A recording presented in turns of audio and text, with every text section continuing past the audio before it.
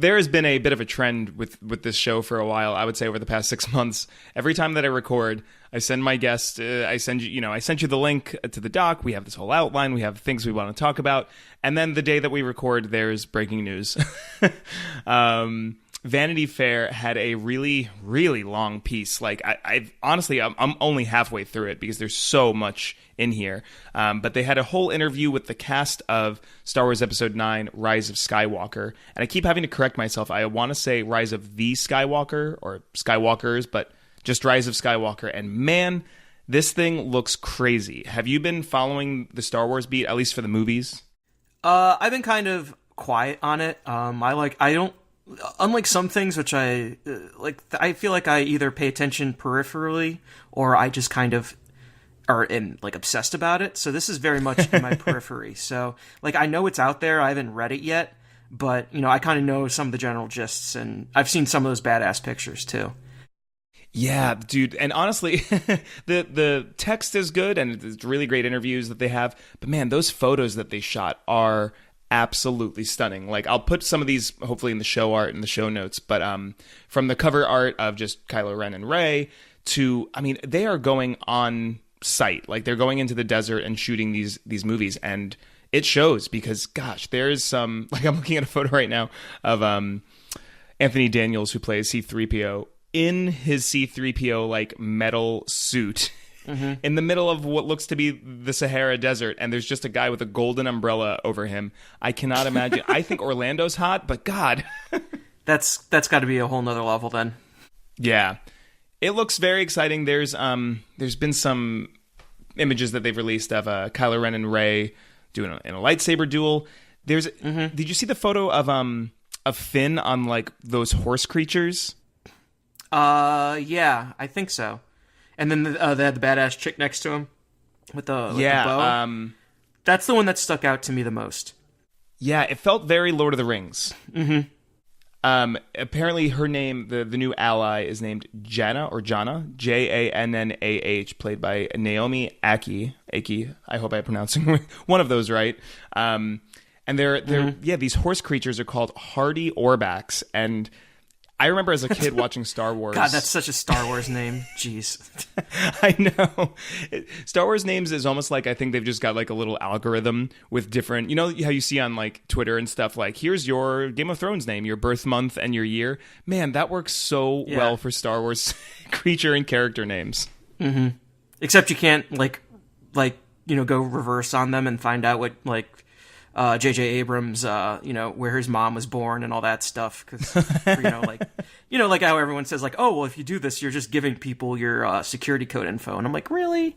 But whatever. It's the OPSEC thing. Like, I let people know that I live in Orlando, but I won't describe the window that I'm looking out right now, you know? Yeah, exactly. Because never underestimate the internet and how some people can be creepy. That is always a constant. Mm-hmm. But yeah, like these images are getting me hyped, and I'll be honest, I was really nervous after The Last Jedi came out because I actually adore The Last Jedi. It is possibly my favorite Star Wars movie, and with all of the internet backlash, I was really concerned that maybe, I don't know, that Bob Iger and JJ and whoever might try to like backtrack on some of the decisions that were made. Mm-hmm. So reading this now gives me a lot of hope. There's a really good... Did you see the JJ quote about Rian Johnson? No, I have not. What was it? He basically said that when he made The Force Awakens, he kind of tried to keep an eye on what Star Wars is to people. Like he had an idea of what Star Wars was based off of past movies, so he tried to be within that wheelhouse. So what this movie allowed him to do, or I should say what The Last Jedi, he said, was once he saw that movie, he started to say, well, now I feel the freedom to do whatever I want. Because he's kind of broken the wheel so much. Like, yeah, there are no more rules. JJ can now be a little more creatively free. Because, I mean, if you look at The Force Awakens, as much as I enjoy it, it's basically A New Hope, but just fancier. So that gives me a lot of hope for Episode 9, just knowing that JJ can, let loose a little more.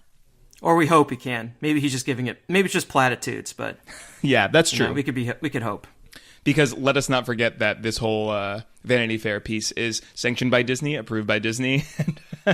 They definitely... This is a fluff piece. Yeah, because, how hard is it going to be to get people to go see Star Wars, Yeah. The struggling movie, the independent project, the all that stuff. Yeah, a little lesser-known film such as Star Wars, yeah. Yeah, I'm still convinced that this film is going to deal with time travel. I'm like, the reason why is that there's a really good guy who does amazing film work and like video essays called his name is Patrick H. Willems, and he does. I love Patrick H. Willems. So his Felicity is the only thing J.J. Abrams ever ended, and he ended it by doing time travel. So he says that everything is going. He says everything, all the answers we have for Star Wars is in Felicity. So that's what I'm attaching my horse to. Or your whoreback. Yeah, my beastly, my giant whoreback, whatever. The hardy Orbacks. There we go. Hardy Orback. I'm gonna have to start remembering that because I'm gonna assume we're gonna get lots of Hardy Orback toys because Star Wars. Mm-hmm. Oh, everyone's saying they need to put Hardy Orbacks in Animal Kingdom or something like that. I don't know. Oh my gosh. Well, I don't know, man, because when you look at, we'll get to Galaxy's Edge. That's definitely on the list. It's the crowds. How do you even put a Star Wars thing? Like the whole idea of droids, like that was my concern hearing about droids is where do you put them? Because heck, we don't even know where you're going to put the guests themselves. Yeah, well, it sounds like they don't have to worry about it because they're just not going to do it. So there you go. There's their answer. That'll do it. All right. Well, yeah, let's definitely dive into it. There's a lot of news I want to get to. Sup Nerds, welcome to Average Disnerd. I'm your host, Danny Bogue, as always. And as the name implies, I am but an average Disnerd. Thankfully, though, I am fortunate enough to have some very above-average Disnerds for friends. And, we're almost halfway through the year, summer is approaching, and you know what that means? A lot of theme park developments. As the year starts to progress, everything's just going to start being released and announced and what have you.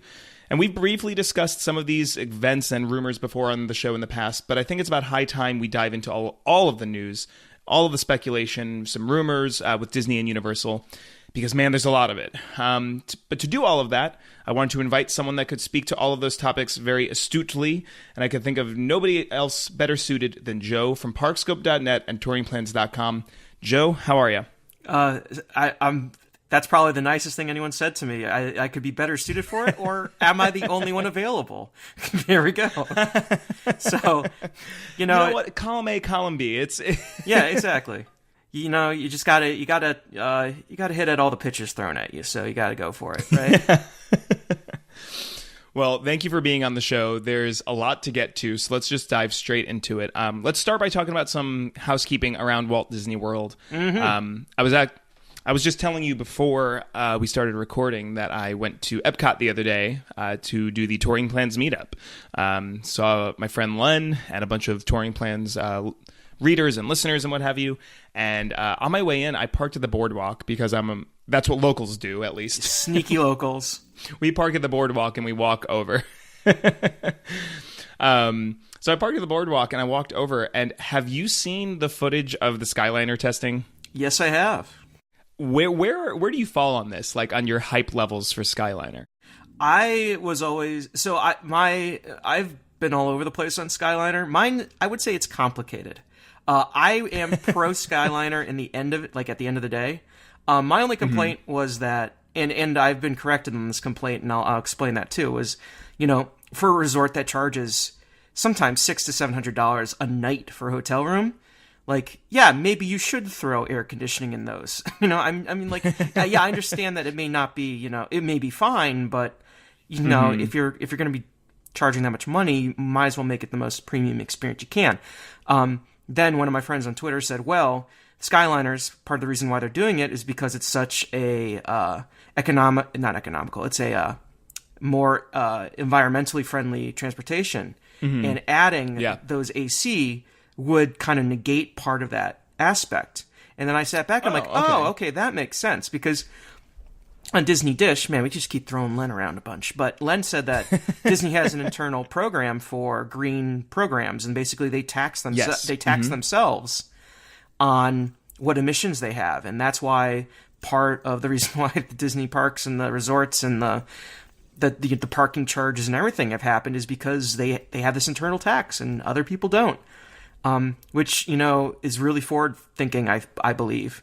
But this is one of the ways to actually reduce that tax and kind of get buses off the street. So, in that aspect, then hell yeah, this is probably definitely the way they want to go with it. So, I'm back on board with them totally. I've never had that much of a problem, and I understand some people who do have problems with them, and nothing is perfect, but yeah, sure. I've always liked the Skyliners.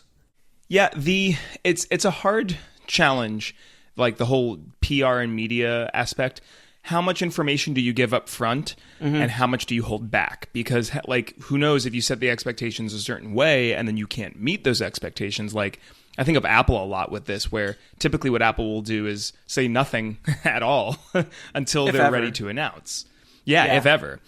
And in the background, there's failures and things break. And then the one time they do it and it's air power and it never ships. Yeah. And that's why I think that's so notable, is because they never ever say anything. So like the time that they do and it doesn't work out, there's probably a million air powers that once existed, a bunch of failed projects, but they just never said anything. Yeah, it's like air power is like the lost verse to Ironic by Alanis Morissette. Like the guy who was the flying, announced the project and it fails. Yeah. 10,000 spoons and all you need is a knife, et cetera, et cetera. And so I'm assuming Disney is just, concerned about that, because there's lots of questions that I think that they could address head on, but I'm sure they want to get people in the Skyliner first, like the whole AC debate for starters, or like the what if it falls type of thing. I mean, that's never really happened before, so yeah, it's not like Weenie came on the show from Twitter, Super Weenie Head Jr. He came on the show back in March, and we had a long combo about that, about how people just have an immediate desire to just try to poke holes in something that looks cool. Meanwhile, on the flip side of that coin, I am like choo-choo on this hype train or hype gondola. I am so ready. Hype cable. Hype cable. Caitlin, my girlfriend, had texted me earlier today just with a giant like OMG gif, and it was just pictures of merchandise for the Skyliner. And it was so funny because I'm like, it's a transportation system. I shouldn't be buying hats for this thing, but I want that hat, and I want the Christmas ornament. I mean, I have monorail socks, so I mean, it's not too crazy for transportation merch. Although I do have to say, the Christmas ornaments are truly an inspired idea. Like, I could just see someone buying a whole set of those and just putting them all over a tree. Oh, yeah. Make a monorail or a Skyliner tree. Or a transportation tree. I guess you can get cruise line ships on there. Do the whole gig. Monorail around the bottom of the tree. Like the or the train. Or just all of them. I don't know. Yeah, they can interweave. Yeah. Well, I can't put video in the show notes, or I guess I could link to it. When I went, I took footage yesterday because at Epcot, I mean, Studios has been testing Skyliner without covers for weeks to months now. But Epcot, that station just hasn't been ready. And yesterday was running full capacity. I was watching them go probably like for 5 or 10 minutes. I just tried to like count how many I would see go by. And man, this thing's got some speed to it. It's so much so to where when you leave the station, I'm imagining that first ascent when you leave the station is going to be a bit of a fun thrill. And then when you come down into the station, the car kind of swings a little bit. Now, I'm not sure if that's just because there's no weight in there and they don't have actual guests or sandbags or something. Counterbalance. But it looks... Yeah. It does look like a peppy little trip. So, I mean, don't get me wrong. Again, I've said it time and time again. I will be there for Galaxy's Edge, but I'm going to be tempted to not just be riding the Skyliner on repeat. Yeah, I think it'll be open before Galaxy's Edge actually debuts, so you'll probably get a few rides in. Yeah, they'll probably want to get some get a handle on it, because I could imagine August 29th, they launch both Skyliner and, or I guess August 31st. If they launch both of them on the same day, man, that would be a a rough day in Orlando for sure. Yeah, I imagine that they're going to want that open like early August so they can at least understand some of the operations, and then once they're actually, you know, put to the test, they'll be able to execute. Well, I can tell you my hype levels were very high, but seeing the Skyliner actually move yesterday, I mean, video doesn't do it justice. It's rising up that list for sure. Nice. Did you see the announcement about Christmas, or I guess I should say holiday theming and entertainment at Animal Kingdom? I saw a little bit of news. I haven't actually read into it, but what's going on with that? I know they're adding some stuff, so. Yeah, you know, for years and years, Christmas at Disney or the holiday season is just something that I loved so much, but Animal Kingdom always just felt like, I don't know, the redheaded stepchild. They used to have the Jingle Jungle Parade, and that was gone. Now they have like a Christmas tree, and it's like cool, but like I never really made much of an effort to go. But let me read from the press release. So it all begins when you cross the bridge to Discovery Island, finding yourself in the midst of a celebration of winter, handcrafted by the eclectic community of artists who make the island their home. The village is filled with sparkling white holiday decorations. Colorful, animal-inspired luminaries line the rooftops, and wireframe lanterns in the shape of beautiful birds can be seen perched throughout the area. And it goes on to say like that at night it will transform, and there, you know, like those projections that they've been doing on the Tree of Life. Yeah. They're going to be doing like Christmas versions of them. What I really like about it is that it's not just overt Santa red and white and some green thrown in. It looks beautiful. I'll put the concept art in the show notes. But man, it's really exciting because they also mentioned that in Asia, the residents of Anandapur, I always mess that up. Anandapur. Anandapur. Come on down to Anandapur. Anandapur have decorated to the theater district in celebration of Diwali, the holiday festival of lights in India. So there's going to be glowing flowers, lanterns, and more as they illuminate the square and the stage itself, like for Rivers of Light. So it looks like the whole park is getting a bit of a paint job. That's cool.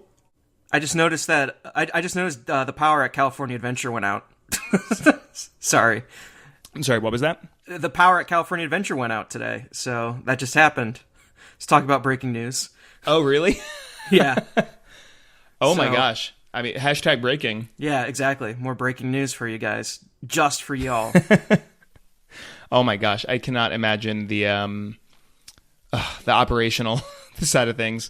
I used to work kind of like as a guest relations like concierge at Disney, and oh man, that I do not envy the cast members that are doing that right now. Oh no. Yeah. Yeah.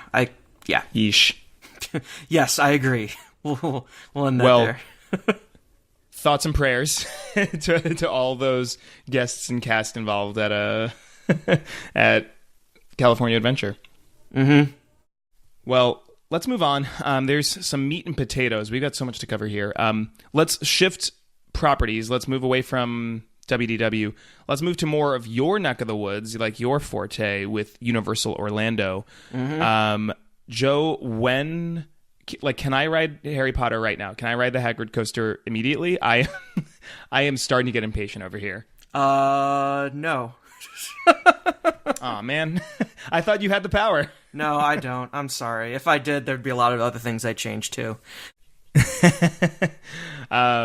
So they've been dropping some more updates. I like Universal's play, how they're just dropping little tidbits here and there, rather than just, I don't know, showing a full presentation, showing you every detail. They're kind of just opening up the faucet a bit. Did you see that on-ride video that they released to some of the media members last week?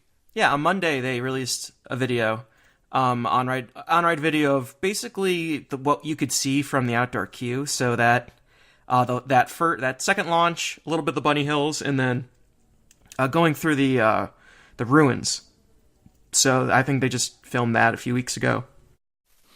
It is a little. I mean, I knew there would be launches, but 7 launches. This thing is. It's long. This is pretty crazy. Yeah, the ride is incredible.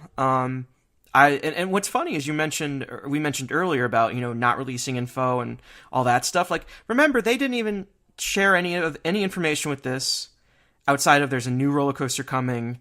Back when Dragon Challenge closed in 2017, we didn't know any of this info until like February or March this year. Like, they said nothing. We had no name, we had no concept art, we had nothing. So, yeah, so that's just kind of interesting, and that now you're like, oh yeah, they're releasing all this info. It's great. Well, it's like, well, a lot of people complained for a long time about that. So, the ride looks great. Friday, they a bunch of local media did a bunch of tours through the queue line. So they walked the exterior queue and a bit of the interior queue. And they all got to preview a bunch of the stuff, and they did interviews with Universal Creative and a bunch of other people. So it's really shaping up, and hopefully they'll turn it over soon, Universal Creative, to the ops team. Knock on wood, of course. Mm-hmm. So pending any major problems. It's so crazy just thinking, I mean, like you were saying, like there was such a long time where we didn't know anything. I remember trying to get on Dragon Challenge one more time before it finally went down. And I remember that ride and I went, ooh, that guy's rough. Like, that was not necessarily the smoothest coaster in Orlando at the time. No, it was not. But all they said was, we're going to bring you a new experience, and that was it. And God, it went for so long. But meanwhile, now I look back, I'm like, oh my gosh, that at this point, it felt like yesterday. So it's kind of crazy that now we're at the point of 3 weeks away, June 13th, something like that. That's, man. And by all accounts, it seems like Universal is really, really becoming a big competitor to Disney, because they had the whole thing, the feedback about hashtag screens and lots of projection and what have you. This thing, I can't think of a roller coaster I've seen like this. I've seen elements of this coaster before in other places, but 7 launches, the whole drop track, animatronics, not a single screen to be seen supposedly. The queue has Musion. It does have Musion, so take that for its like the tech that they use at Forbidden Journey, at the other Harry Potter. Exactly. Yeah. Okay, well, I mean, if that's the only place that it exists, I'm kind of cool with that. Yeah. Everyone loves Musion. I remember the first time I saw it, I was, I think, impressed. I was just very taken aback. I had just never seen anything like that. The whole scrim tech. It's very unique. I really liked it when they had it in Disaster with Christopher Walken walking around and interacting with things, and that was super, super cool how they implemented it there. Well, so there's been, they released this footage of the Hagrid coaster, and immediately, I think it was just with the internet, we did what we do best, and we just start dissecting it. Mm-hmm. Caitlin had sent me, I think, like a half a dozen screen caps of her phone, like diving in. One of the big details that she pointed out was, while we will be on a motorbike, it kind of looks like the restraint is going to come pretty far up. So, like, do you think that you'll be able to, like, put your hands on the handlebars of the bike itself? I think you will be able to, but a lot of times when people are talking about this being a motorbike coaster, everyone was thinking it'd be like Tron. And that's just not how that motorbike is set up. I think you'll be able to, but it won't be as you won't be able to grip it like Tron. It would be more like something that I'm trying to figure out a good way to put it. It'd be sort of like reaching out towards like a handlebar in front of you, like on Mummy or something. Oh, okay, yeah. Where you're putting a little bit of effort into doing it, whereas with Tron, it's like the natural way that you're sitting. You just happen to be holding on. Yeah, exactly. You have to hold on or something like that. Got it. Okay. Yeah, I could. Because, I mean, I remember when the concept art was released, like the whole promotional image of showing a motorbike, so many people were like, there's no way it's a bike. And I'm like, look at it. It's right there. They're being pretty verbose about what they're trying to swing here. That's bizarre. It's just like, it's not a bike. Okay. Okay, guys, I don't know what to tell you. And then, so you pointed out, talking about like the little details, you pointed out the purple button that seems to be right on the center. I wonder if they're going to pull like a Mission Space and like push this at this time. Yeah, they have the red button in Men in Black. So there's that. Oh yeah, I remember that there's a purple button that does like the dragon speed or something like that. What was it called in the movies? That it was like a soup. It was a soup up on the bike was a purple button.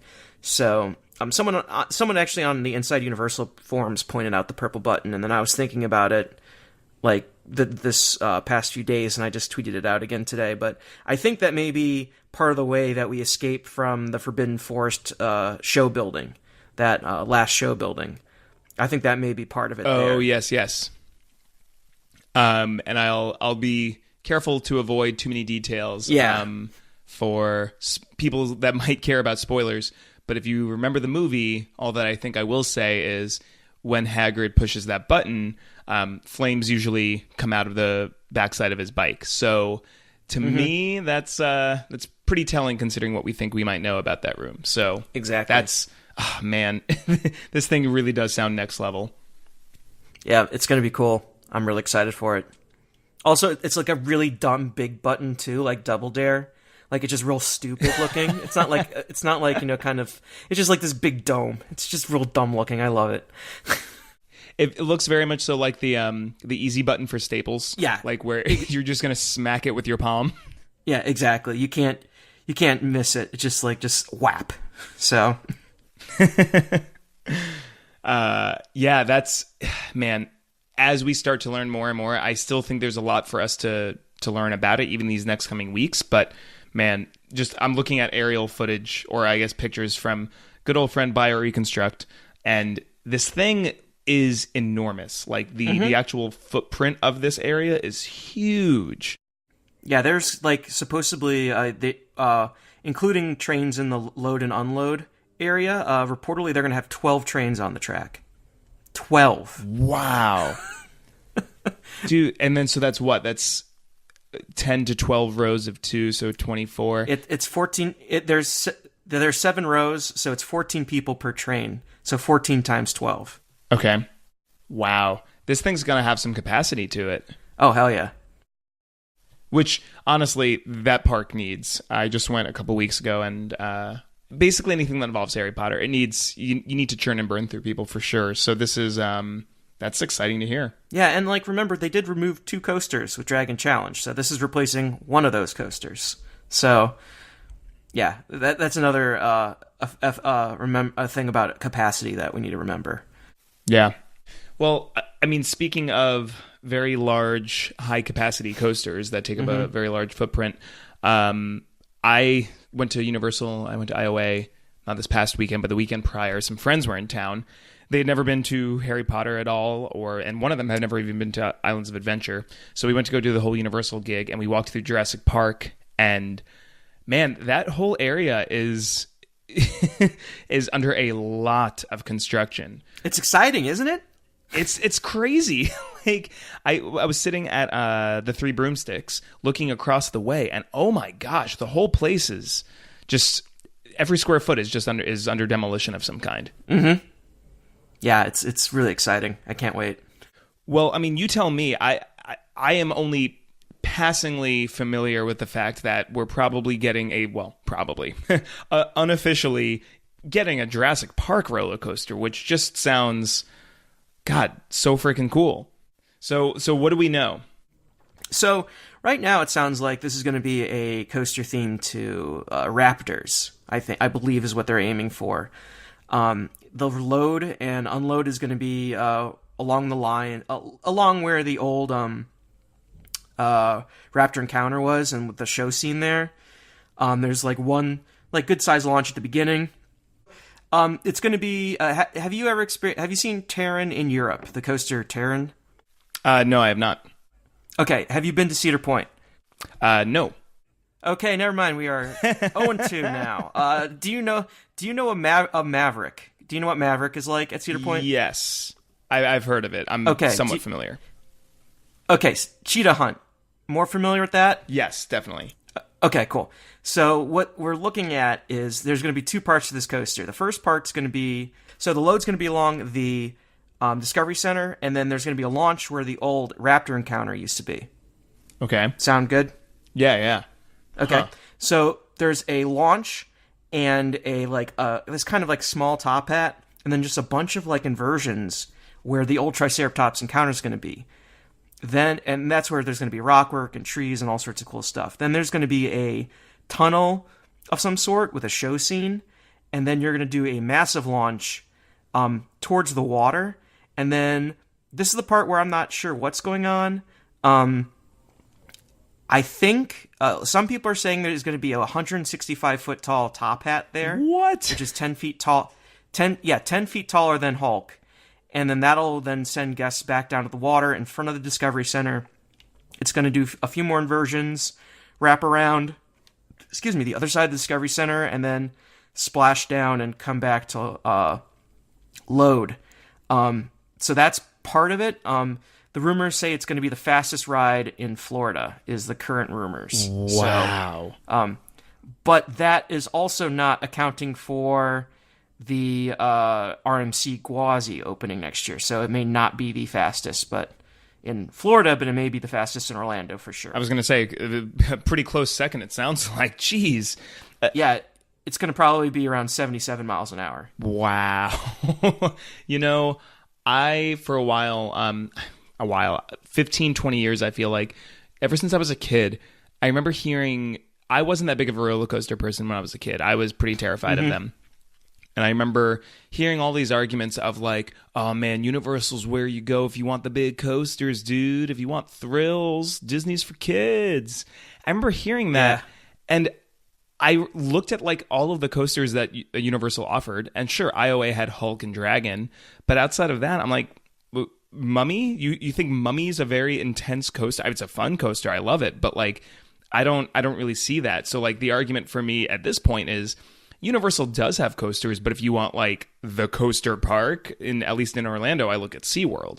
So it sounds like if you look at these rumors and like what you're telling me about 165-foot tall top hat, dude, that would put it back. That's another chip in their pocket for being an intense thrill park. That's crazy. Yeah, and it replaces a coaster that they already got rid of. So they're really kind of, they got rid of dueling dragons. They got rid of Dragon Challenge. They put in a more thematically appropriate attraction there that is still going to be very thrilling, but it's not going to be the same. And then they're going to be like, okay, let's actually put something even more thrilling in Jurassic Park then. Yeah. So I believe this is a late 2020, early 2021 project. Mm-hmm. But you know how these things go. It just requires one bad hurricane season, and all of a sudden they're delayed by 2.5 months. So yeah, I was just going to say, what's going on. Orlando, we have, that's the rumor I heard for a while about why our Galaxy's Edge was a bit behind. Obviously, we got started after, but we just had a wet spring or something, or like a wet summer, which, shocker, welcome to Orlando. So that could happen. But wow, that's a good play, because if you look at the two properties, Harry Potter would need to be more accessible. That would just, more kids are going to be more into Harry Potter. All kids love dinosaurs because they're great. But if you look at the properties, you probably want a more intense, scary, thrilling attraction with Jurassic World. And, I remember when Jurassic World hit like the top, box office records and stuff. And I went, okay, how long is it going to take? At what point do we just get, either an update to the river adventure, or do we get an entirely new attraction? And I guess they just needed to see the sequel do well, and then bam, like they pulled the trigger. This thing they are moving so fast. Mm-hmm. Yeah, and I think they also want to see how the Jurassic World, the ride, does in Hollywood first. Because I imagine that there's several plans, like the conservative plan may be, let's just add this coaster and make it Raptor themed and call it a day. And I bet you that there's a highly aggressive plan that involves them taking down River Adventure and turning that also into the Jurassic World ride in Hollywood if it's well recepted. Yeah. Unlike Fast and Furious, they're going to play their cards and see how they are dealt instead of saying that they'll just do it anyways. And see how that goes, and they could just totally revamp that whole land into Jurassic World, into Jurassic Park. So I imagine that there's still some chess pieces in play, but this huge major coaster is definitely going to be the anchor for any additions going to the land in the future. Well, I'll put the the rendered map that some fans have made. I think Alicia over at Parkscope did that, showing you like how the track layout will look. Man, it is like the size of the land. It looks. What's exciting for me is the idea of kineticism in lands. I love. I love running water features because it's just an easy way to do that. But man, if you could be walking through that park and seeing this coaster flying, near the water and stuff, oh man, it's just like the Hulk. Like you can't walk by the Hulk and go, I need to do that. Or if you're much like my friend, you would go, please don't put me on that. So that could be. Oh man, I'm just picturing it now in my head, and it's so exciting. Yeah, and imagine the train skimming the water with like water splashing everywhere, and then also possibly just sailing right over the Discovery Center in a giant like inversion. Oh my gosh! So I think it'd be really cool. Yeah, I think there's a way to make it so the Discovery Center still stands out, but it's framed, as I like to put it, by the coaster. Oh yeah. Wow, it's crazy that I've talked about this time and time again, but it will never cease to amaze me how close to the brink of extinction, pun, that Universal seemingly was right before they took that gamble with Potter. Like, it is still to this day one of the most interesting stories to me, how Potter changed not just Universal, but Disney and Orlando and like themed entertainment and Hollywood. Like, that one move, we're still feeling it. I think people underplay Potter even now. I mean, they were doing it back then by saying, well, I don't know, is it going to stick around long enough? Every once in a while I still see that pop up, and geez, guys, it's been a decade almost. So it really did change things in an incredible way. Just as much as that Islands of the Universal Studios Escape moniker and advertising, along with some other poor decisions and the terrorist attacks in 9/11 basically stalled out Universal and really kind of caused Orlando to stagnate for like a decade. It wasn't until Potter opened that things really got kicked into gear again. And, before Potter, Disney was like, oh, we don't need to build new rides. We'll just do FastPass Plus and put your name on, television screens in a ride. That was their game plan. Yep. I think people forget that is like, that was their game plan. It was not new attractions. It was this very piecemeal, all in on My Disney Experience. Remember, Bob Iger said the Florida resort was mature, and it's not. No. So, I do see a lot of people underplay the importance of Potter, even with merchandise, because there's a lot of stuff that we'll be talking about in Galaxy's Edge that just would not happen if it was not for the wands and the robes and everything, and the candies and the foods and everything in Potter that just absolutely blew everything away. It really was a game changer. It truly broke new ground. Well, I mean, I told you about that visit that my friends came down for. The reason they came down is my best friend, he was surprising his girlfriend with a trip to Universal because she's a Harry Potter nut. Like, she's obsessed with Harry Potter, but for one reason or another, she's just never had a priority to come down here. They came about a year ago, but we only did Disney, and she's like, I gotta come back. I gotta see Harry Potter. And she's a hardcore Harry Potter fan. What blew me away about that interaction was like, you've waited 10 years, right? Or so, almost, of Wizarding World, and you've missed so much. So we did Diagon, of course. We did the Hogwarts Express. We did Hogsmeade, Forbidden Journey, all of it. And then I realized, I'm like, and you haven't even seen all of it because I haven't seen all of it yet. Like, to this day, 10 years later, there are still big Harry Potter fans that have yet to see an incarnation of this theme park. So I think that the underestimation of Harry Potter, that goes a very long way, because this property will be with us just like The Lord of the Rings or H.G. Wells, or like, this fiction is going to stick with us for a very long time. You only get something like this every 20 to 30 years. Like, it was Star Wars and then it was Potter. Like, it's very, very rare to get something like this. And now we're looking, hey, we're 20 years later. What's going to be that next property now? We could see that next, big thing hit any moment now. So it's kind of exciting because, there's a whole nother generation coming up, and they're waiting for their thing that they can identify with. Yeah, it is very the excitement for Orlando as a whole, like just all the different theme parks and like developments that are happening, man. I can't. I guess the '90s development of both IOA and all the development at Disney between Animal Kingdom and Studios and what have you. Like, it's been 20 years since we've had this type of momentum, and man, I'm.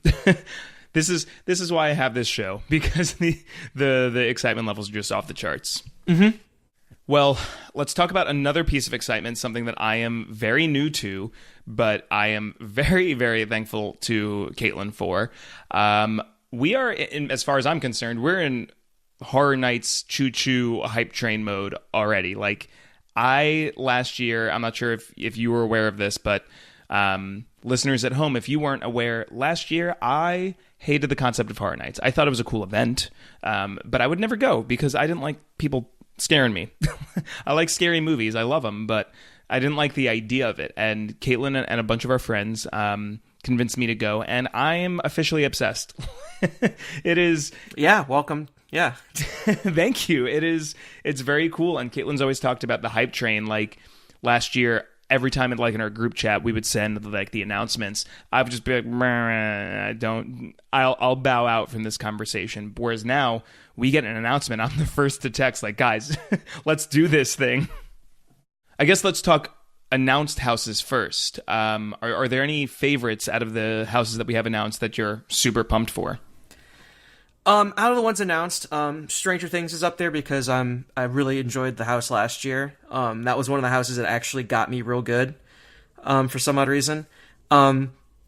So I'm excited for that one, and probably the Universal Monsters. So far, the original houses aren't doing it for me, but, it's one of those things where that'll change real quickly once you actually go through them. Yeah. The ability to consider, or I guess... like, to have the imagination to go, well, this could go either way. This could be extremely impressive or maybe not so much. I remember previous guest of the show, Jesse Zavada, I went with him last year, and Seeds of Extinction was on his, like, really anticipated list because he loves plants, and he's like, this is my aesthetic, it's my thing. Oh, hell yeah, plants. I know, it's so funny, but he does. He's got, like, a whole plant Instagram. His whole Instagram is just, like, different plants, and he knows so much about them. It's so, like, I know so much about, like, Disney and, like, I don't know, Star Wars and Marvel and stuff. He knows plants really, really well. So he was really... We all gotta have a hobby, right? Right? So he was super pumped for Seeds of Extinction, and then he was saying on the show, when we were recapping the houses, he's like, it was fine. Like, he was a little let down by it, whereas Dead Exposure was one where I wasn't sure how to feel about it, like when my friends pitched me, but I think that was my house of the year last year. Really? Okay. Oh, yeah, maybe that's just because when I went through it, oh man, it got me, like, that was the one I was the most terrified for every single time we did it. Nice.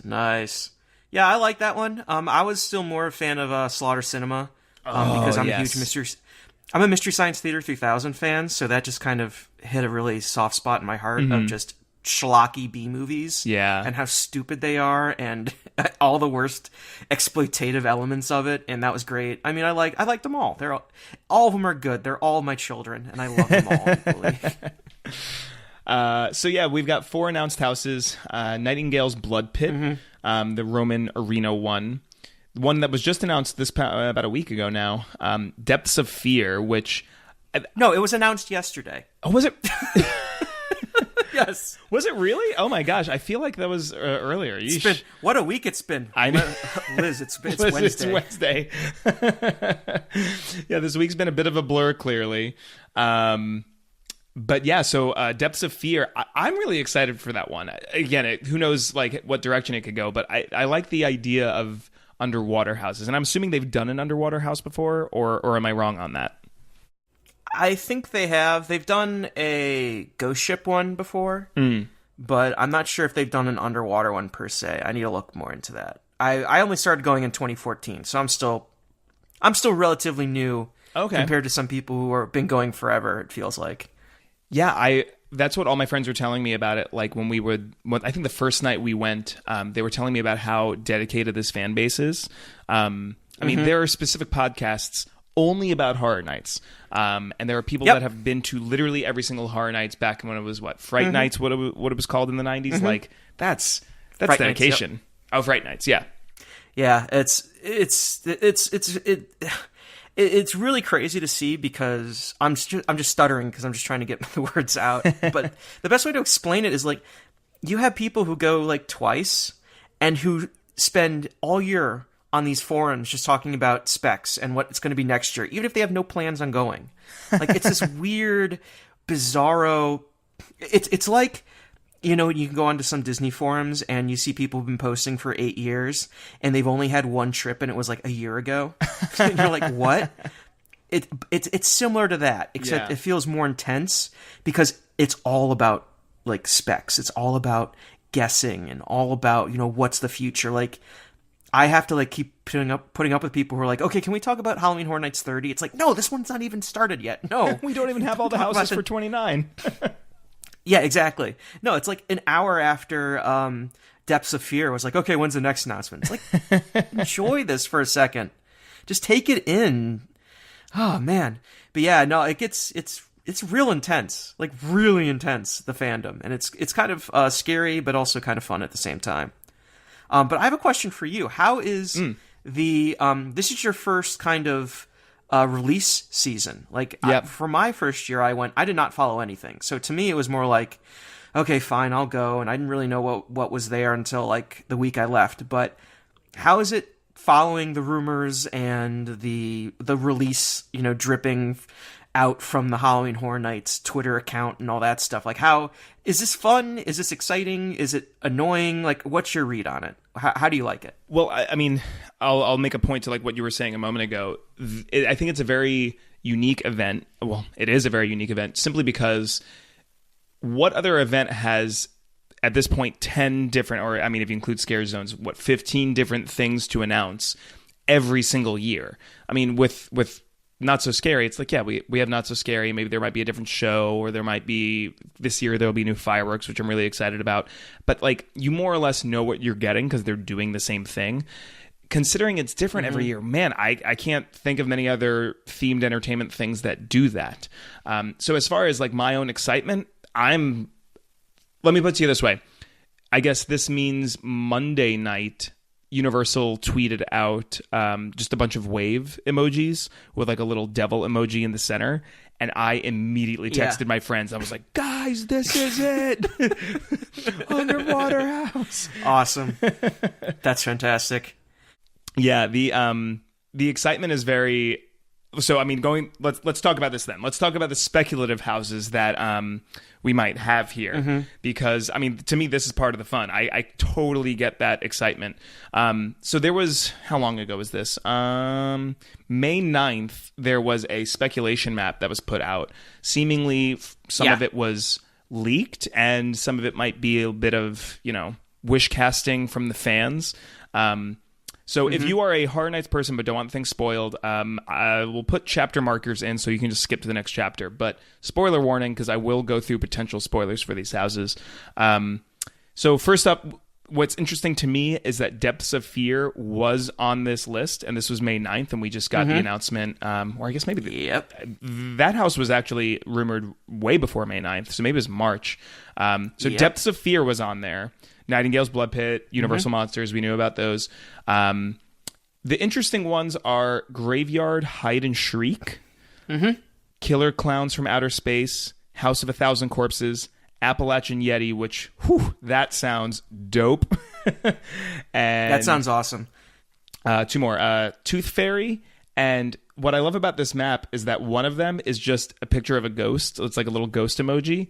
And when I first saw that, I'm like, okay, so I guess they're pretty confident about 9, but they don't know what number 10 is. And oh, no, they know what number 10 is. We might be getting a Ghostbusters house, and I cannot be more excited for that. It blows my mind that they're going to put Ghostbusters in 29, but not 30. Yeah. Like, their big 5-year anniversary events, they go all out for. So it kind of blows my mind they just didn't go, well, let's just do Ghostbusters for 30 and throw in some, you know, like a repeat or something like that this year. But I God, it's so weird to go balls to the wall with this. It's so bizarre. Yeah, because I mean, if you're talking about like Stranger Things, for example, they paid a lot of money, I'm sure, for the licensing agreement. So if they're going to invest all this money in the licensing, just like they did last year, they're going to go, pretty crazy and dump a bunch of investment into it. So with Ghostbusters, I mean, Ghostbusters is an institution as far as I'm concerned. I'm a very big original Ghostbusters fan. It's very interesting that they would do this, considering that we've got a new movie next year, I think, is what we're getting. Next summer, we're going to be getting a Ghostbusters movie. Yeah. So I who knows what this could be, because Ghostbusters to me has always been a comedy that happens to have scary elements in it. It's pretty freaking scary too. That's true. I mean, just having the library scene is going to be pretty intense. Oh man, I'm so excited. That's going to be such a cool. And then you'll have Zool. I'm sure you'll be like up on like the roof of the apartment building. Oh, dude.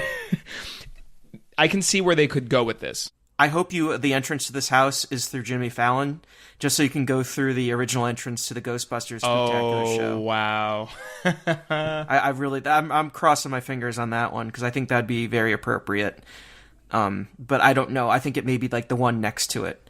But I think Ghostbusters, what's crazy about Ghostbusters is I'm like, there's nothing going to be bigger than Stranger Things this year. And it's like Ghostbusters. I'm like, damn it. And there it is. They figured it out. I mean, I don't know many things that are bigger than Ghostbusters when it comes to Halloween. No. Like, I just don't like, they had a Rocky Horror Show for a while, so that's not going to be new.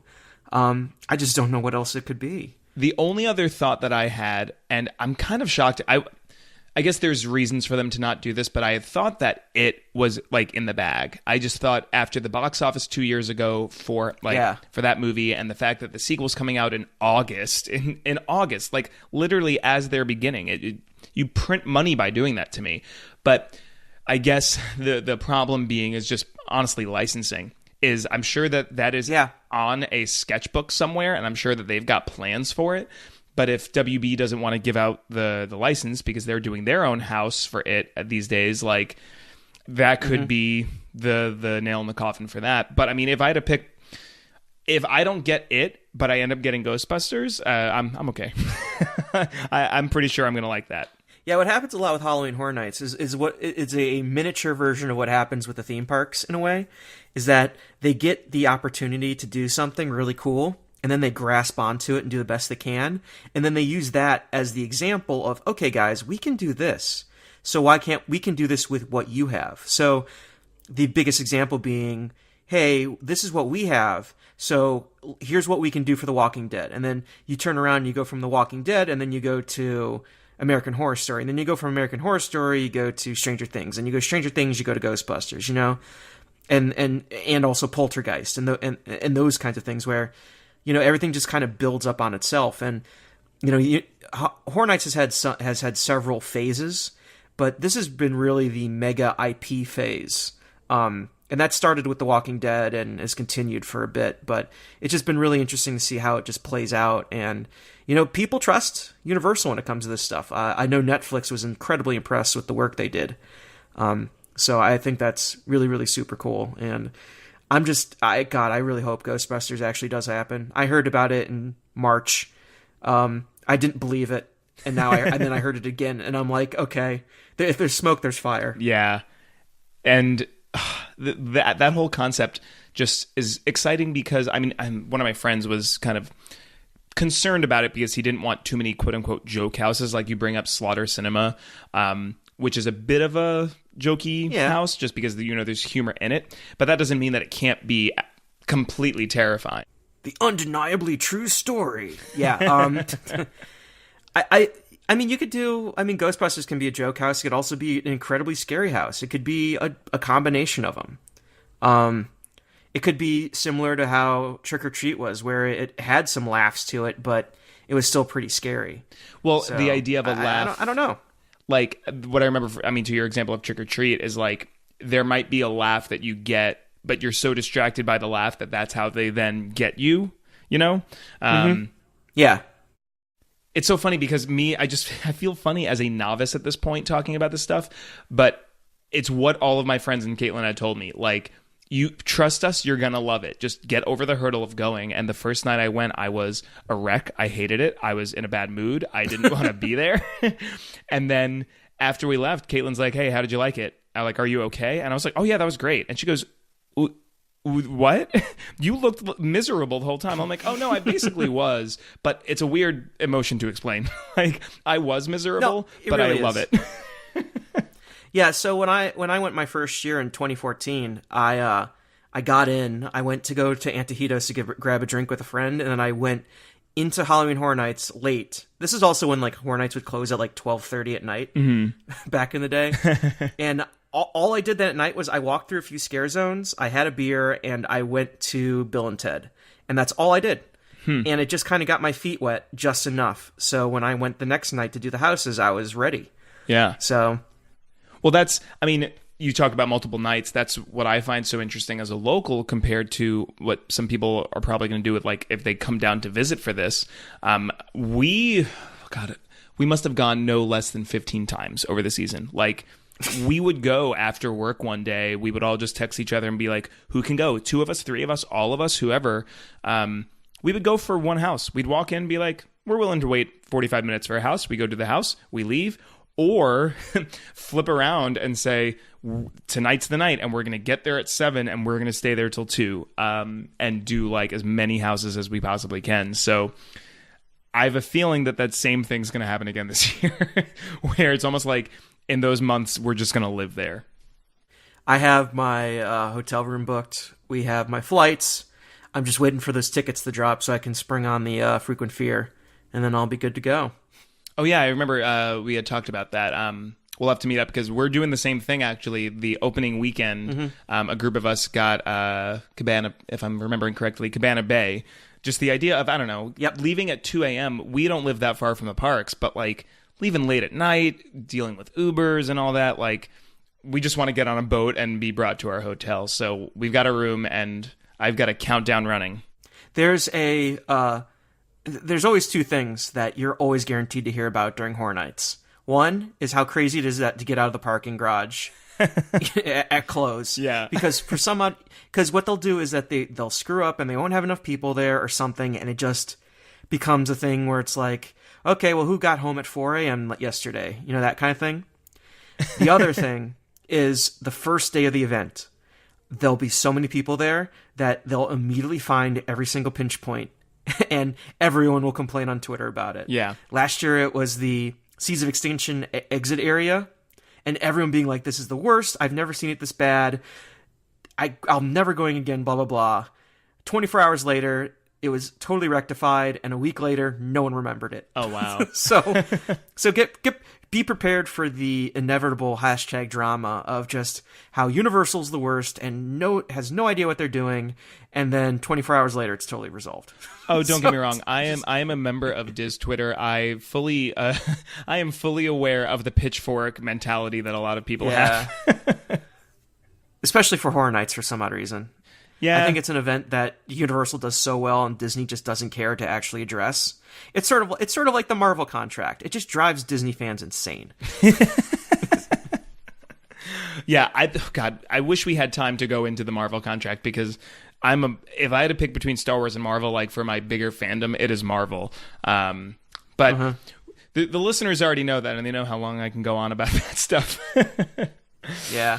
I'll just say that I really do like Guardians of the Galaxy Mission Breakout. It's a fun ride. I really enjoyed that. So another thing that makes me a little baby is that I hate drop rides. I think Tower of Terror is one of the greatest attractions ever developed, but I never, ever, ever go on it. It's probably been 8 years since I've been on it because I hate falling so much. So I know that when I visit Disneyland, I might be going out in November. I know that when I go, I'm going to have to do it because I'm obsessed with the property, but I'm also kind of dreading it because I'm not looking forward to the falling. It is very clearly Tower of Terror, but and also like this thing is still held together with like duct tape. Like there's some like old light fixtures that have not been removed, and some that were removed just were yanked off the wall, and then nothing's been replaced them. Oh, like there's still like plaster there that's like there's paint missing. Like, it's very much a rush hack job, but you need to look for it. But it's there. But I mean, you know, man, that theme's thematic with the collector. He's just he's a little haphazard. Yeah, yeah. It works brilliant. The ride works brilliantly on so many levels, and we'll have to talk about it when you come back because it's kind of just really it's fun. Yeah. It's just a fun ride. Yeah, the guest satisfaction on it every time that I've looked into it, like people really, really enjoy it. Sure, there's, you know, the snobby Diz Twitter people that kind of dunk on it all the time, but a lot of people that like. I mean, it looks like poop from the outside. Yeah, I think that's what I've read is that people like always, you know, have their first reaction of, oh, this is a disgrace, blah, blah, blah. And then they go on it and they're like, okay, that was pretty fun. Oh yeah. It's also incredible, just real quick, incredible that the same guy who did Flight of Passage did that. I'm not the biggest Flight of Passage fan, but that ride, Mission Break, and they opened also like right next to each other, like within like a few weeks of each other. Really, really close. That's true. So, yeah, one's kind of a snooze fest, and the other one's nonstop action with awesome music with characters that you know and like. Anyway. See, because you tempt me because I want to defend my FOP. It's fine. I mean, it's a good ride. It's just not the breakdown crying that some people are hyping up to be. The hyperbole definitely runs true. On the flip side of that negativity coin, sometimes people can say some very strong words in the positive way where I'm like, oh, I'm glad you had that emotional reaction, but I don't I don't recall having that. I'm very happy you've seen God, but this is just a theme park ride. Well, let's wrap up the show with admittedly a large topic. We are 10 days. How many fast food chains can fit into this large topic? How many AT&T stores and Costco's and I don't know. I guess it depends on how you measure it. Is it by square footage or by net gross? Because if it's by net gross, it's going to be a lot. So Galaxy's Edge opens up, if you're listening on Friday, 1 week from today. And Disney has allowed their cast members to go in for previews because, of course, they want to try to, you know, get a grasp on like how things are going to work. And I find it so funny because Disney, of course, I think is anticipating this, but they tell their cast members, hey, don't take photos, don't take videos, don't talk about it, don't post, so on and so forth. And meanwhile, Twitter, if you don't like theme park spoilers, don't go on Twitter because these cast members are just dropping all of the details a week early. Have you been keeping up with all of that? Have you seen some of the juicy details? I've seen some of it. I haven't seen a lot. I've been avoiding a lot of it too, just because a lot of the places that like to share that info, I just don't follow. So that's a great way to do it. I follow other sites that tend to be different. We'll just leave it at that. But yes. I've seen some stuff. I think the most important thing I saw was the DJ Rex figure dancing to the Gasolina. I believe is the most important thing I've seen. I am so surprised that Disney is just letting DJ Rex, like that little action figure, dance to anything. Like basically any song that you have. So, man, it's a Bluetooth speaker. It's crazy because that just means once this park actually opens and this land actually opens and people start getting these things in their hands, oh man, the TikTok videos will be strong. There's going to be a lot of memes. I can't wait to see him dance to ABBA. I want to see a full chorus line of him. Doing one song and all dancing like in sync. That'd be great. I could see Broadway show tunes, or Weird Al would be like a good polka. That'd actually be pretty good, yeah. Dancing to like Eat It or something. What was the American Pie one Weird Al did about Star Wars back in the day? Oh yeah. I know which one you're talking about. Just don't remember the name of it. Jeez. Well, the Macarena.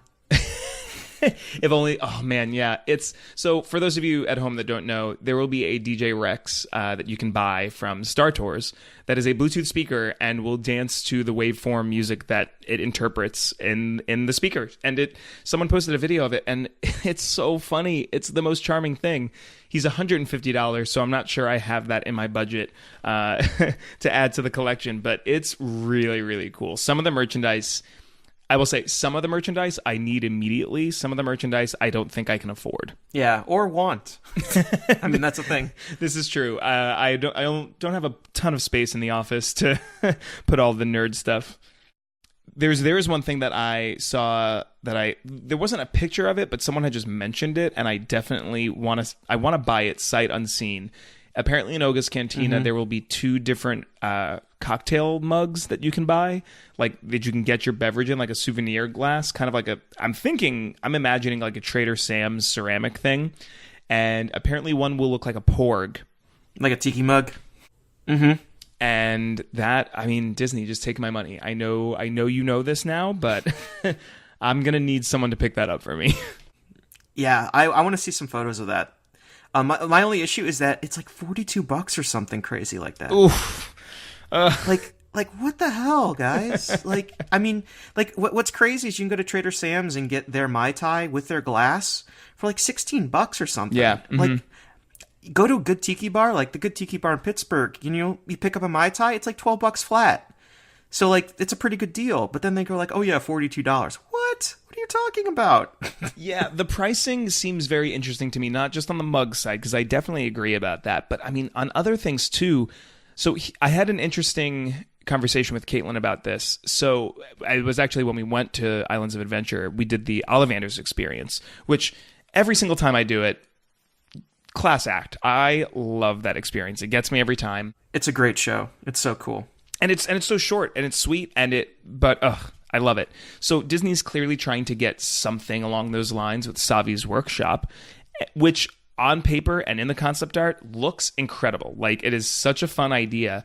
But apparently the lightsabers are going to cost $199. And I can tell you, I personally do not have that in my budget. I don't have kids, but man, that would be really hard for me to go to Star Wars Land and not have my kid just beg for a lightsaber. So my thought on this is, will you be able to... So with Ollivanders, they only pick one person because there's like that big moment. We actually, when we went, it was a really cute moment where there was a recently engaged couple, and there was this cute little moment where they got each other's wands because they had them mixed up at first. But we didn't buy wands. We just went in to see the show and then we left. But with Savi's Workshop, only 2 people can go in at a time. I want to know, do you have to buy the lightsaber if you go? Can you go build a lightsaber and do the whole thing and do the kyber crystal and all of that and go, this is my lightsaber, I designed it, but thanks, no thanks, and then just leave? Like, I think my understanding is that this is going to be like Bibbidi Bobbidi Boutique. Like, you make a time and you pay ahead of time.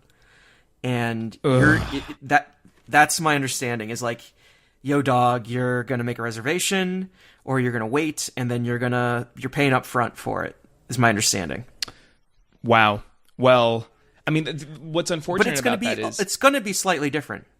It's going to be slightly different. Like, it's not going to be a thing where it's a show and then one person gets picked. Every single person is getting that one-on-one interaction. That is a good point. It's a much more personal experience rather than... it's less of a show and more of an experience, I guess, is a good way to put it. That's why I want to compare it to like the Pirate's Lair or Bibbidi Bobbidi Boutique, because it's that one-on-one and it's going to cost more money, as opposed to Ollivanders, which is just a great show, one of my favorite shows. But it's more of a show that has an element that ties in the shop and not just that whole experience. Yeah. It's a bummer for me as a Star Wars fan, only because I don't have a need to buy a lightsaber. Like, I'm not that much of a collector. So forget the price. Like, let's put that aside, because I think there's plenty of people that can afford that. I don't even have a desire to buy one, but I would love to go see the thing happen.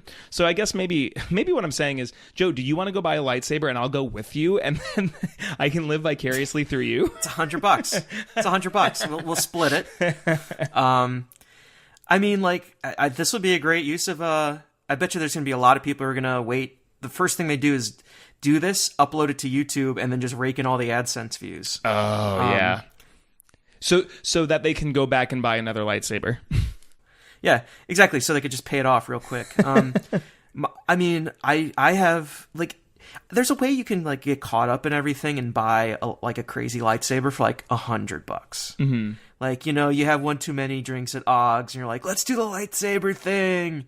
And then you do it and you're like, and then you have it and you're like, why did I buy this? $200 I think is way beyond that point of drunken purchase late at night kind of thing that can happen. What's nice about Ollivanders is like the wands are not $200. They are not cheap either, but they are more accessible. Also, the wands also do shit in the land. like it's they work. They, you know, there's cool things that happen. It's not just the frickin', you know, oh, I got a lightsaber now. You know, now what? You know, at least it's you know, they do things. I think my problem. So like, I know there's a big stink about the lightsabers and how much they cost, and I think if you compare it to Disney wants this to be their wands, their Ollivanders. Yeah. The problem is that they're structuring it like Bibbidi Bobbidi Boutique, and so it's being priced accordingly. The problem, I think, is that Disney thinks that they have such a hit with their hands that they're going to be printing out money, when I think that the amount of people who are going to buy it is way lower at that price than Disney thinks. So I think they're not going to be hitting those sales goals they're expecting. And when that comes to play, my worry is that when Disney starts going, okay, well, should we start using cheaper components? Should we take out the show and just make it a thing that people build? Like how they got rid of the adoption process for Banshees. Remember that? Oh, like everyone was like, oh, that's so cute. Well, now you can just pick up a freaking box of one of them at the outlet store.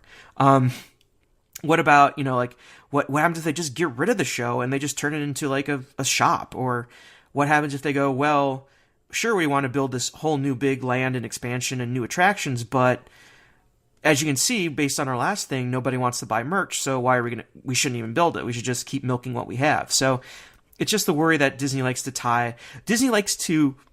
copy successful things with their own successful spin and brand attached to it, which is good or bad, but then they don't always follow through, or they don't always understand it. Yeah. Does that make sense? Sort of like it seems like they saw the wands being popular, but they never got why the wands were popular. Yeah, that kind of thing. I guess I'm trying to think of the right way to say this, but I said vicarious, like living vicariously through somebody. That same idea, or I guess that voyeurism of saying, "Hey, I'm a wizard. Like I'm walking around." You know, you've seen those stories about high school and college kids that go study at the Wizarding World in Orlando or in Hollywood, because they want to just be in that world. And the wands do a lot for that, not just from an aesthetic point of view, but like as you pointed out, the interactive point of view. The lightsaber thing, I'll be honest, I think what's more compelling to me is the droids, because the idea of wearing a backpack with a droid in it that is going to interact with the land and talk to people or talk to other droids and like make sounds and stuff. Again, a Bluetooth speaker at home. Is a Bluetooth speaker at home. The kineticism of that goes a long way. Whereas a lightsaber, I mean, let's be real. The lightsabers are also not retractable, so they're also very large. So I don't know, like, where do you put it? You just did Savi's Workshop, and now you're trying to ride Rise of the Resistance. Do you have a locker for your lightsaber? This is going to be I was thinking like an umbrella. I was thinking like an umbrella stand, like at the exit of Star Tours, where everyone puts their lightsabers in and they come and get them at the end. Yes, it's like a coat check for your for your glowing sword. Yeah. Yeah, I'm very... The whole merchandise aspect is very interesting to me, because there's... Okay, so let's talk about, Salacious Crumb. How you brought up, like, the whole Banshee thing at Avatar, how you can wear a Banshee on your shoulder. And they took that same idea, which I think in practice is a good idea, and they made a Salacious Crumb. A gross-looking, unappealing, annoying character that's I think only really hardcore Star Wars fans know of that much, whereas it blows me away. I'm like, you had porgs, you have them, in fact you are merchandising them in other ways, like through puppets, that little plush toy and stuff. It just blows me away. How do you not have a porg that I can buy and put on my shoulder? Like, I think you would see those things everywhere.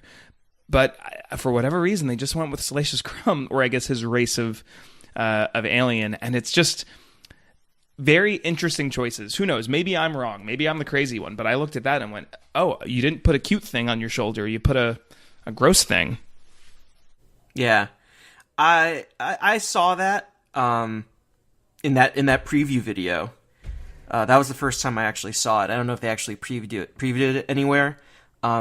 I thought it looked fine, and that's exactly what I thought it was. It was like a Banshee, but I don't know. It just looks. Maybe they'll sell crazy well. I don't know. Maybe. That's kind of how I am with Star Wars Galaxy's Edge. I just don't know right now. There's enough star power and enough money behind it to go like, yeah, everything's going to be a home run. But at the same time, I look at something like Pandora and kind of go, I don't know, maybe Mm-hmm. it could work. It could just be really popular because it's a new thing. I don't know. Got me. An interesting thought. Okay, so think of your excitement for Galaxy's Edge. What side would you say outweighs the other? Is it the excitement for visiting Star Wars because you really like Star Wars, or is it because it is an ambitious, really well budgeted and well financed land from really, really talented people? Like which? Because I'm not sure if I can answer which one. I think it might be the latter, but it's tough to say. For me, it's the latter. I like Star Wars, but I don't connect with it like some people do. I'm more of a Harry Potter guy. I've always been more of a Harry Potter guy.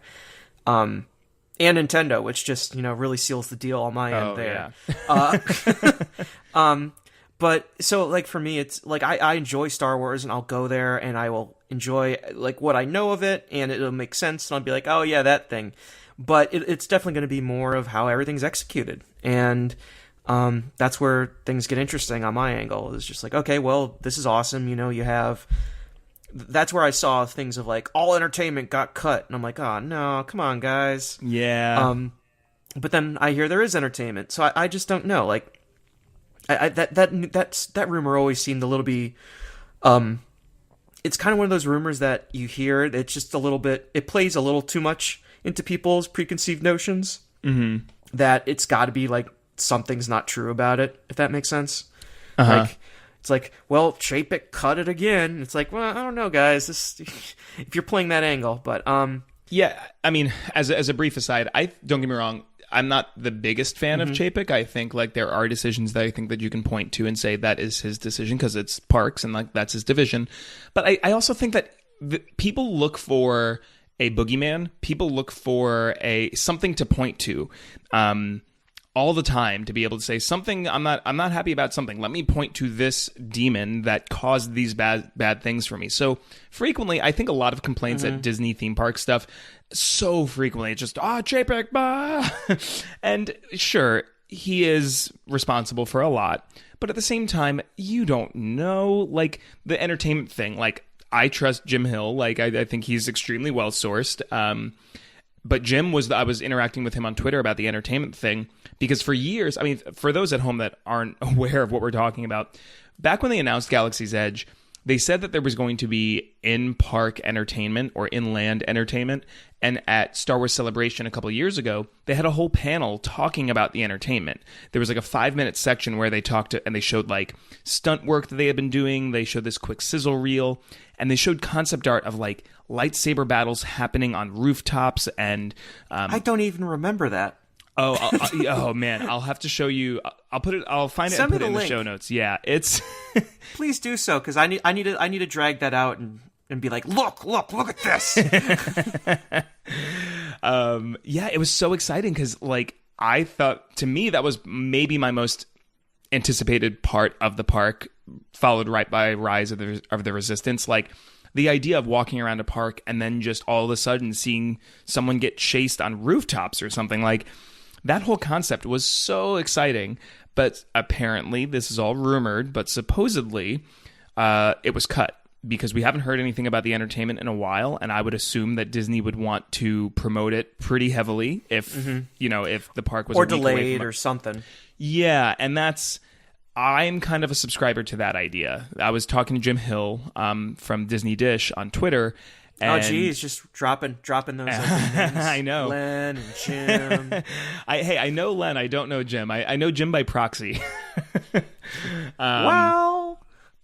So Yeah, I had pitched it and said, hey, someone had said on micechat.com that it had been cut, and I tweeted at Jim. I was like, hey, do you know anything about this? Because we had discussed it once before.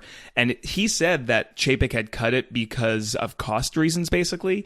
But it's a temporary cut. Depending upon how the land goes, a really good way to get people to come back the following summer is not to say that you're building a new ride, because you can't, but to say, hey, come back. The land has changed. We've added stuff to it. We've added entertainment. So I'm holding hope that we will one day see that really cool entertainment. But apparently we will not be seeing that next week. Okay. I think it'd be smart for them to basically go, it's not ready yet. It'll open this fall with Rise of the Resistance. Like, if they just said that, people would be like, okay, yeah, that makes sense. but instead, I mean, look at your point. You forgot that video existed of them showing it off. I think maybe they just said, we haven't talked about it in a while, and maybe people will just forget. So we're just going to quietly do this and then spring it on. Because, I mean, look, you and me are we're having a discussion on a podcast. We might be a little bit more on the more passionate fan base side than your average Disneyland or Disney World guest. Exactly. Yeah.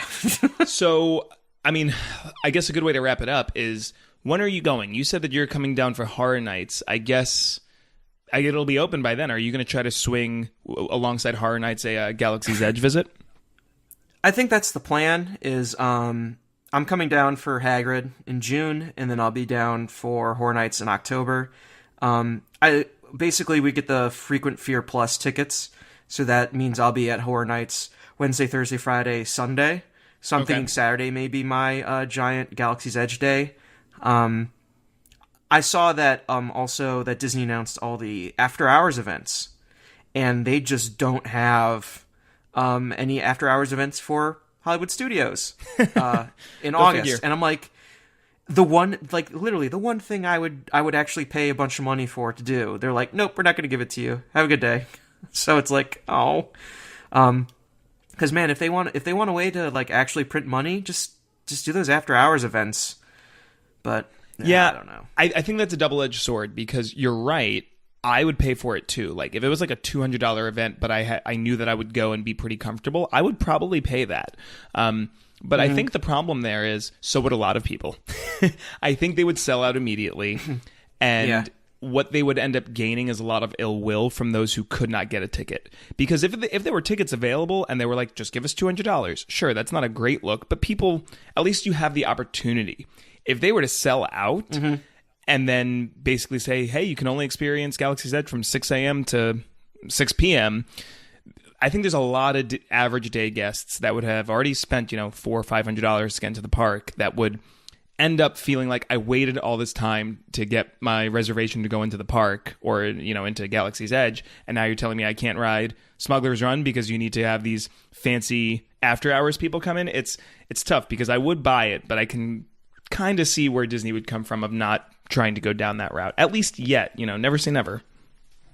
Yeah, it may be something that they'll do next year, or when everything starts to die down a little bit, and they know that they're going to be able. Because I imagine on another angle, hey, these are new rides that need attention and care and TLC, so they probably are also like, okay, well, we're going to need every single minute of maintenance time for these rides, so they may be going like, hey, let's not have them open till 1 a.m. every day, because like when they're doing it, like I did after hours at Animal Kingdom when I was down in February, and it was a nice event. I don't know if I would advise it at Animal Kingdom, because like there's only like 3 rides I would ride, but well, I mean, if you think about it, like what do you have there? You have Dinosaur, you have Everest, you have Navi River Journey, and you have Flight of Passage. Okay, for $129, do you think that's really good value? Yeah, not really. Especially with Kilimanjaro Safaris not being open. It's like, what the heck? Your best ride there. Anyway, so I could see a situation where they're like Pandora, with their after hours events. We're seeing reliability issues with Flight of Passage again. Oh, we thought those. I didn't know that. So we thought, a lot of that was like taken care of and everything. Well, nope, it's back now because they're not getting that maintenance in at night. So maybe they're kind of saying like, hey, we can't actually afford to do this because we actually need to take care of these rides and get them worn in and upgraded and fixed and, and then actually, good to go for the next morning. We can't have these things running till 1 a.m.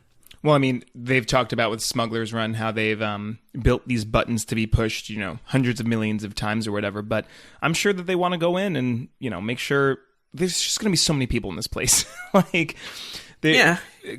Up as you said, maintenance and upkeep and honestly just cleaning up. It's almost like I think about like throwing a party for like all of my closest friends. I throw a Christmas party every year. The day after is a nightmare of just cleaning everything up, and you're gonna have a pretty big party going on for most of the day. Yeah. I think one last thing to talk about is like everyone's talking about how this is going to be crazy, it's going to be insane. I remember when Hong Kong Disneyland opened, they had like parents throwing their kids over like the wall, like the gates to get the kids in. Yeah. I don't think it's going to be that bad. I think one of the reasons why it's not going to be that bad is just like Galaxy's Edge is really, really big. Like, you can put a lot of people in there. I don't think they're going to have, like, massive lines to get in once you get rid of the ticketing system. Because there's just going to be there's just a lot of stuff to do there. The reason why you had to have a ticketing system for Hogsmeade is because that wasn't very large. In fact, it was extremely small. It's very small. So that's that angle, too. Is come on, guys. So I don't think it's going to be as crazy as people say just because it's designed for it. And also, like, nothing is ever going to be as crazy. Nothing's going to fail. Because, like, Universal failed when they had lines throughout City Walk for Hogsmeade opening. Yeah. Like, that's a massive failure of operations. Like, that's, that can be like, wow, so many people want to come. But also, that's, that was a failure. And I don't think Disney's going to allow that to happen, luckily. Caitlin brings that up all the time of like when she first moved to Orlando, and it was right around that time. And she's a huge Harry Potter nerd, but she waited a very long time to go. And just the whole idea of you see that. It's almost like when you see long lines for like a new iPhone and you're like, oh, great publicity for Apple. Kind of, like...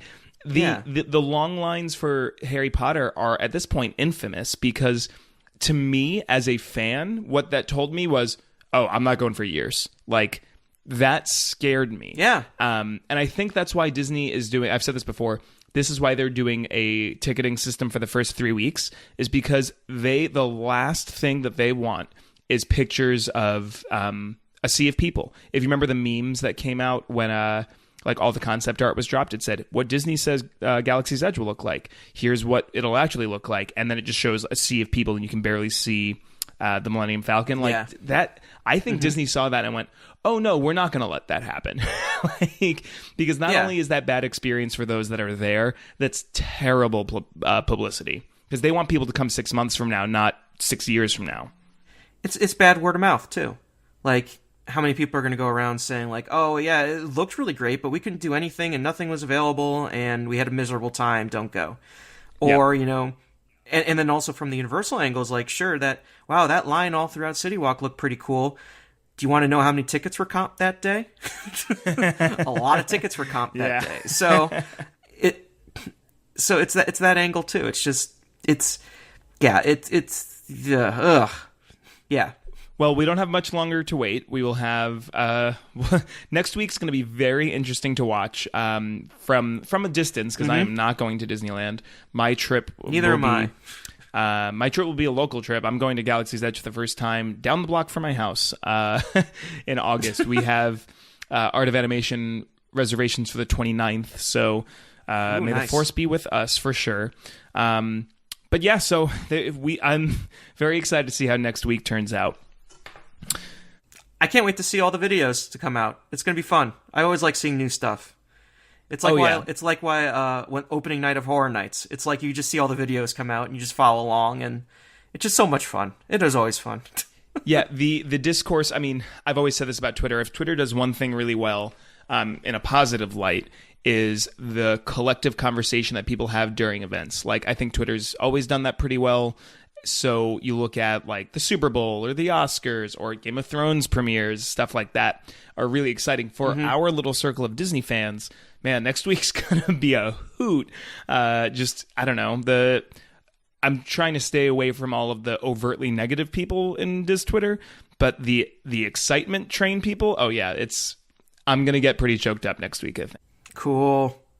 Well, Joe, thank you so much for coming on the show. And the thing is, we talked for an hour and a half, and yet there's still so much happening with all the theme parks in the area that I feel like we could probably go for another hour and a half. But I won't keep you. I can always have you back on. Same. Joe, where can people find your work and you and all of your thoughts and such? You can find me on Twitter at Parkscope Joe, but you may not want to follow me because I get sometimes off topic and not all theme parks, so take that for what it's worth. For anyone who follows me. Also, you can, I do posting on Parkscope. We do our own podcast there, parkscope.net. We have a podcast. I write stuff about rides and rumors there. I'm still typing away at my Pandora review. I'll get that done eventually. I think this coming week I'm going to have a little article up with a bunch of videos for the 20th anniversary of Islands of Adventure. Oh, that's exciting. Islands turns 20 on Monday, believe it or not.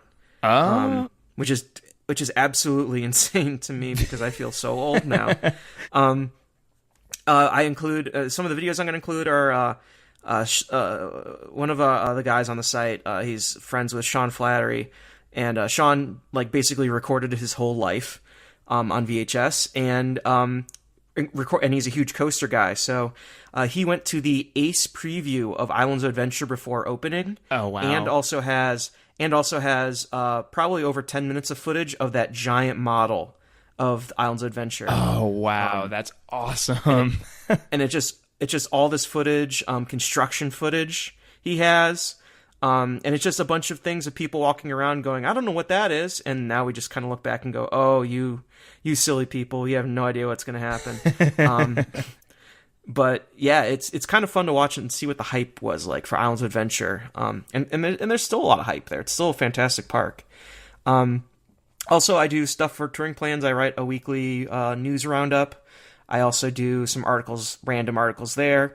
I have one for Islands Adventure's birthday also there. Okay. And it's going to be the top-rated things in the park from the Touring Plans readers. So top cool. thrill attraction, top family attraction, all that stuff. I have a do's and don'ts for the Wizarding World of Harry Potter coming up soon. And another article that I've always been really proud about and how it turned out was a review of the Animal Kingdom After Hours event I've mentioned before. Yeah. So I wrote up a little piece on that. I think that was one of my favorite pieces to do because I was totally delirious by the end of that that night. I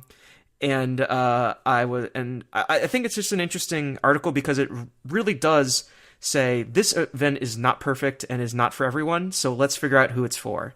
And I basically came down saying if you can afford it and want to do something really special, do it. If you have an expense account, do it. And if you like Pandora, do it. But yeah, so that's where you can find me online at and all my various things. Well, I will put all of that in the show notes, and I'm excited to read the After Hours event because something that I think people have a very hard time doing sometimes is removing themselves from themselves. Like if a lot of people might say, oh, it's not for me. Well, exactly. It might not be for you, but it could be for someone else. So that's really, really great. Yeah. Well, for any other listeners at home, if you don't mind, if you've enjoyed this episode and if you've enjoyed any previous episodes, please go ahead and leave a review on iTunes. That definitely helps me and all of my guests out a lot. If you just kind of let us know what you like, what you don't like.